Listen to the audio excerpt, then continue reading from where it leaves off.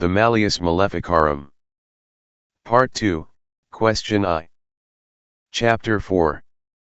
Here follows the way whereby witches copulate with those devils known as Incubi. As to the method in which witches copulate with incubus devils, 6 points are to be noted. First, as to the devil and the body which he assumes, of what element it is formed.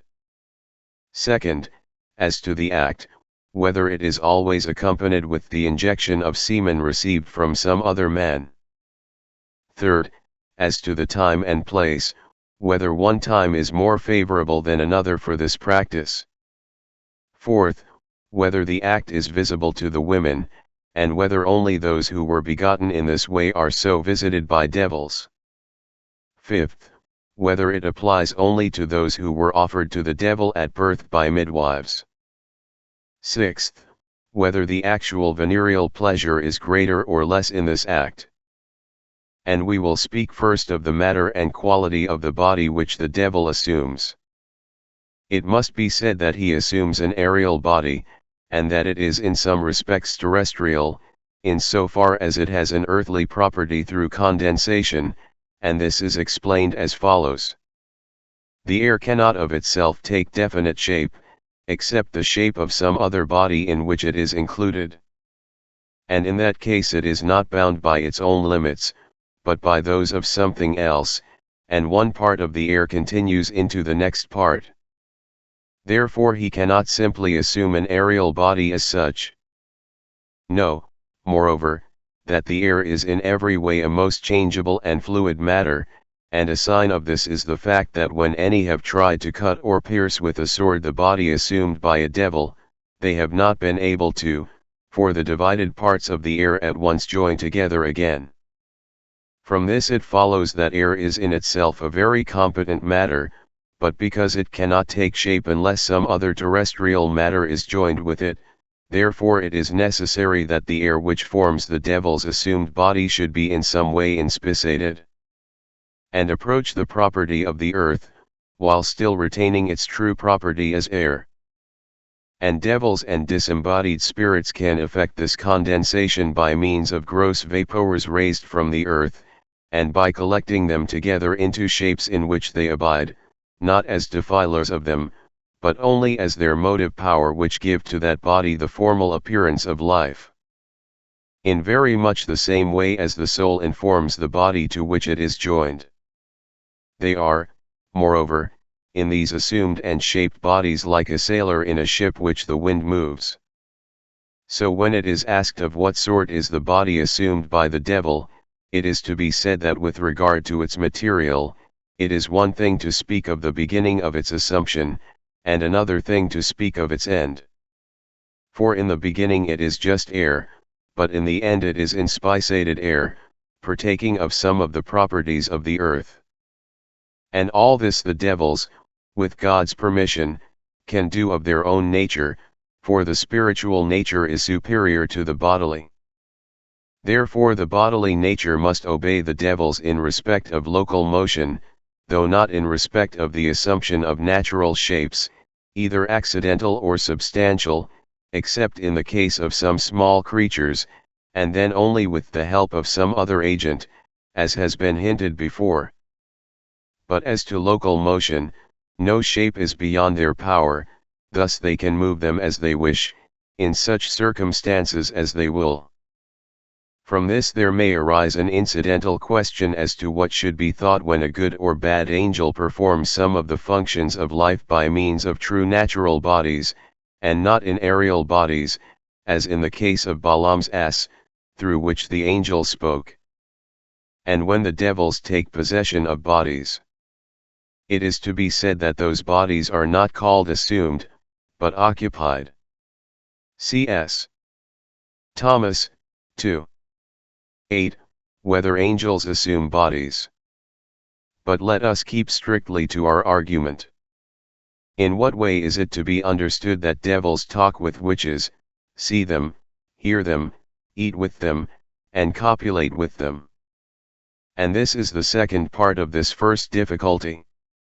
For the first, it is to be said that three things are required for true conversation, namely, lungs to draw in the air, and this is not only for the sake of producing sound, but also to cool the heart, and even mutes have this necessary quality. Secondly, it is necessary that some percussion be made of a body in the air, as a greater or less sound is made when one beats wood in the airs, or rings a bell. For when a substance that is susceptible to sound is struck by a sound-producing instrument, it gives out a sound according to its size, which is received in the air and multiplied to the ears of the hearer, to whom, if he is far off, it seems to come through space. Thirdly, a voice is required, and it may be said that what is called sound in inanimate bodies is called voice in living bodies. And here the tongue strikes the respirations of air against an instrument or living natural organ provided by God. And this is not a bell, which is called a sound, whereas this is a voice. And this third requisite may clearly be exemplified by the second, and I have set this down that preachers may have a method of teaching the people. And fourthly, it is necessary that he who forms the voice should mean to express by means of that voice some concept of the mind to someone else, and that he should himself understand what he is saying, and so manage his voice by successively striking his teeth with his tongue in his mouth, by opening and shutting his lips, and by sending the air struck in his mouth into the outer air, that in this way the sound is reproduced in order in the ears of the hearer, who then understands his meaning. To return to the point, devils have no lungs or tongue, though they can show the latter, as well as teeth and lips, artificially made according to the condition of their body, therefore they cannot truly and properly speak.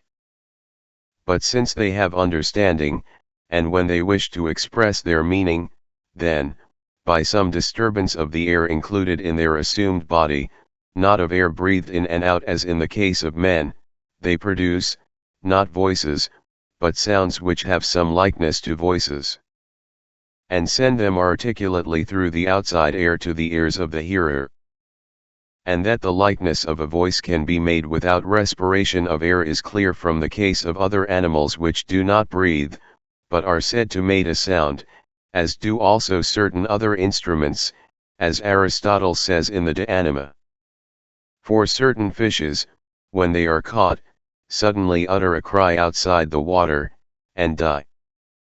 All this is applicable to what follows, so far as the point where we treat of the generative function, but not as regards good angels. If anyone wishes to inquire further into the matter of devils speaking in possessed bodies, he may refer to S. Thomas in the second book of Sentences, Dist. 8, Art. 5. For in that case they use the bodily organs of the possessed body, since they occupy those bodies in respect of the limits of their corporeal quantity, but not in respect of the limits of their essence, either of the body or of the soul. Observe a distinction between substance and quantity, or accident. But this is impertinent. For now we must say in what manner they see and hear.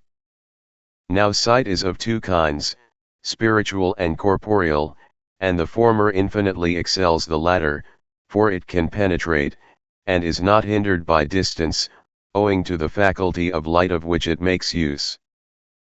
Therefore it must be said that in no way does an angel, either good or bad, see with the eyes of its assumed body, nor does it use any bodily property as it does in speaking, when it uses the air and the vibration of the air to produce sound which becomes reproduced in the ears of the hearer. Wherefore their eyes are painted eyes.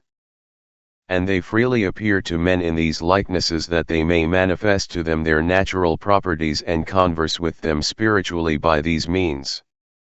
For with this purpose the holy angels have often appeared to the fathers at the command of God and with his permission. And the bad angels manifest themselves to wicked men in order that men, recognizing their qualities, may associate themselves with them, here in sin, and elsewhere in punishment. S. Dionysius, at the end of his celestial hierarchy, says, "In all parts of the human body the angel teaches us to consider their properties, concluding that since corporeal vision is an operation of the living body through a bodily organ, which devils lack, therefore in their assumed bodies, just as they have the likeness of limbs, so that have the likeness of their functions. And we can speak in the same way of their hearing, which is far finer than that of the body, for it can know the concept of the mind and the conversation of the soul more subtly than can a man by hearing the mental concept through the medium of spoken words." C.S. Thomas, The Second Book of Sentences, Dist. 8. For if the secret wishes of a man are read in his face, and physicians can tell the thoughts of the heart from the heartbeats and the state of the pulse, all the more can such things be known by devils. And we may say as to eating, that in the complete act of eating there are 4 processes: mastication in the mouth, swallowing into the stomach, digestion in the stomach, and fourthly, metabolism of the necessary nutriment and ejection of what is superfluous. All angels can perform the first 2 processes, eating in their assumed bodies, but not the third and fourth, but instead of digesting and ejecting they have another power by which the food is suddenly dissolved in the surrounding matter. In Christ the process of eating was in all respects complete, since he had the nutritive and metabolistic powers, not, be it said, for the purpose of converting food into his own body, for those power were, like his body, glorified, so that the food was suddenly dissolved in his body. As when one throws water onto fire. How in modern time witches perform the carnal act with incubus devils, and how they are multiplied by this means. But no difficulty arises out of what has been said, with regard to our principal subject, which is the carnal act which incubi in an assumed body perform with witches, unless perhaps anyone doubts whether modern witches practice such abominable coitus, and whether witches had their origin in this abomination.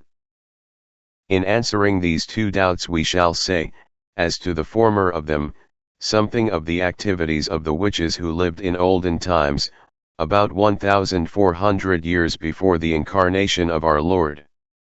It is, for example, unknown whether they were addicted to these filthy practices as modern witches have been since that time, for so far as we know history tells us nothing on this subject. But no one who reads the histories can doubt that there have always been witches, and that by their evil works much harm has been done to men, animals, and the fruits of the earth. And that incubus and succubus devils have always existed, for the traditions of the canons and the holy doctors have left and handed down to posterity many things concerning them through many hundreds of years. Yet there is this difference, that in times long past the incubus devils used to infest women against their wills, as is often shown by Nitter in his Formicarius, and by Thomas of Brabant in his book on the Universal Good, or on bees. But the theory that modern witches are tainted with this sort of diabolic filthiness is not substantiated only in our opinion, since the expert testimony of the witches themselves has made all these things credible, and that they do not now, as in times past, subject themselves unwillingly, but willingly embrace this most foul and miserable servitude. For how many women have been left to be punished by secular law in various dioceses, especially in Constance and the town of Ratisbon, who have been for many years addicted to these abominations, some from their 20th and some from their 12th or 13th year. And always with a total or partial abnegation of the faith. All the inhabitants of those places are witnesses of it. For without reckoning those who secretly repented, and those who returned to the faith, no less than 48 have been burned in 5 years. And there was no question of credulity in accepting their stories because they turned to free repentance, for they all agreed in this, namely, that they were bound to indulge in these lewd practices in order that the ranks of their perfidy might be increased. but we shall treat of these individually in the second part of this work, where their particular deeds are described, omitting those which came under the notice of our colleague the Inquisitor of Como in the county of Burbia, who in the space of 1 year, which was the year of grace 1485, caused 41 witches to be burned, who all publicly affirmed, as it is said, that they had practiced these abominations with devils. Therefore this matter is fully substantiated by eyewitnesses, by hearsay, and the testimony of credible witnesses. As for the second doubt, whether witches had their origin from these abominations, we may say with S. Augustine that it is true that all the superstitious arts had their origin in a pestilent association of men with devils. For he says so in his work on the Christian doctrine, all this sort of practices, whether of trifling or of noxious superstition, arose from some pestilent association of men with devils, as though some pact of infidel and guileful friendship had been formed. And they are all utterly to be repudiated. Notice here that it is manifest that, as there are various kinds of superstition or magic arts, and various societies of those who practice them, and as among the 14 kinds of that art the species of witches is the worst. Since they have not a tacit but an overt and expressed pact with the devil, and more than this, have to acknowledge a form of devil worship through abjuring the faith, therefore it follows that witches hold the worst kind of association with devils. With a special reference to the behavior of women, who always delight in vain things. Notice also S. Thomas, the second book of Sentences, dist. 4. Art. 4. In the solution of an argument, where he asks whether those begotten in this way by devils are more powerful than other men. He answers that this is the truth, basing his belief not only on the text of Scripture in Genesis 6, and the same became the mighty men which were of old, but also on the following reason. Devils know how to ascertain the virtue in semen, first, by the temperament of him from whom the semen is obtained, secondly, by knowing what woman is most fitted for the reception of that semen, thirdly, by knowing what constellation is favorable to that corporeal effect, and we may add, fourthly, from their own words we learn that those whom they beget have the best sort of disposition for devil's work. When all these causes so concur, it is concluded that men born in this way are powerful and big in body. Therefore, in return to the question whether witches had their origin in these abominations, we shall say that they originated from some pestilent mutual association with devils, as is clear from our first knowledge of them. But no one can affirm with certainty that they did not increase and multiply by means of these foul practices, although devils commit this deed for the sake not of pleasure but of corruption. And this appears to be the order of the process.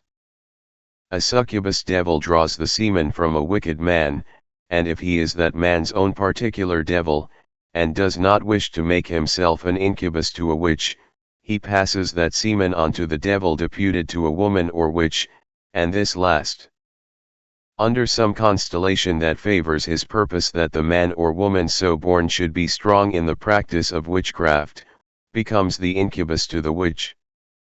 And it is no objection that those of whom the text speaks were not witches but only giants and famous and powerful men, for, as was said before, witchcraft was not perpetuated in the time of the law of nature, because of the recent memory of the creation of the world, which left no room for idolatry. But when the wickedness of man began to increase, the devil found more opportunity to disseminate this kind of perfidy. Nevertheless, it is not to be understood that those who were said to be famous men were necessarily so called by reason of their good virtues. Whether the relations of an incubus devil with a witch are always accompanied by the injection of semen. To this question it is answered that the devil has 1,000 ways and means of inflicting injury, and from the time of his first fall has tried to destroy the unity of the Church, and in every way to subvert the human race. Therefore no infallible rule can be stated as to this matter, but there is this probable distinction, that a witch is either old and sterile, or she is not. And if she is, then he naturally associates with the witch without the injection of semen, since it would be of no use, and the devil avoids superfluity in his operations as far as he can. But if she is not sterile, he approaches her in the way of carnal delectation which is procured for the witch, and should be disposed to pregnancy, then if he can conveniently possess the semen extracted from some man, he does not delay to approach her with it for the sake of infecting her progeny. But it is asked whether he is able to collect the semen emitted in some nocturnal pollution in sleep, just as he collects that which is spent in the carnal act. The answer is that it is probably that he cannot, though others hold a contrary opinion. For it must be noted that, as has been said, the devils pay attention to the generative virtue of the semen, and such virtue is more abundant and better preserved in semen obtained by the carnal act, being wasted in the semen that is due to nocturnal pollutions in sleep, which arises only from the superfluity of the humors and is not emitted with so great generative virtue. Therefore it is believed that he does not make use of such semen for the generation of progeny, unless perhaps he knows that the necessary virtue is present in that semen. But this also cannot altogether be denied, that even in the case of a married witch who has been impregnated by her husband, the devil can, by the commixture of another semen, infect that which has been conceived. Whether the incubus operates more at one time than another, and similarly of the place. To the question whether the devil observes times and places, it is to be said that, apart from his observation of certain times and constellations when his purpose is to effect the pollution of the progeny, he also observes certain times when his object is not pollution, but the causing of venereal pleasure on the part of the witch, and these are the most sacred times of the whole year, such as Christmas, Easter, Pentecost, and other feast days. And the devils do this for 3 reasons. First, that in this way witches may become imbued not only with the vice of perfidy through apostasy from the faith, but also with that of sacrilege, and that the greater offense may be done to the Creator, and the heavier damnation rest upon the souls of the witches. The second reason is that when God is so heavily offended, he allows them greater power of injuring even innocent men by punishing them either in their affairs or their bodies. For when it is said, "The Son shall not bear the iniquity of the Father," etc., this refers only to eternal punishment, for very often the innocent are punished with temporal afflictions on account of the sins of others. Wherefore in another place God says, "I am a mighty and jealous God, visiting the sins of the fathers unto the 3rd and 4th generation." Such punishment was exemplified in the children of the men of Sodom, who were destroyed for their fathers' sins. The third reason is that they have greater opportunity to observe many people, especially young girls, who on feast days are more intent on idleness and curiosity, and are therefore more easily seduced by old witches. And the following happened in the native country of one of us inquisitors, for there are 2 of us collaborating in this work. A certain young girl, a devout virgin, was solicited one feast day by an old woman to go with her upstairs to a room where there were some very beautiful young men. And when she consented, and as they were going upstairs with the old woman leading the way, she warned the girl not to make the sign of the cross. And though she agreed to this, yet she secretly crossed herself. Consequently it happened that, when they had gone up, the virgin saw no one, because the devils who were there were unable to show themselves in assumed bodies to that virgin. And the old woman cursed her, saying, "Depart in the name of all the devils, why did you cross yourself?" This I had from the frank relation of that good and honest maiden. A fourth reason can be added, namely, that they can in this way more easily seduce men, by causing them to think that if God permits such things to be done at the most holy times, it cannot be such a heavy sin as if he did not permit them at such times. With regard to the question whether they favor one place more than another, it is to be said that it is proved by the words and actions of witches that they are quite unable to commit these abominations in sacred places. And in this can be seen the efficacy of the guardian angels, that such places are reverenced.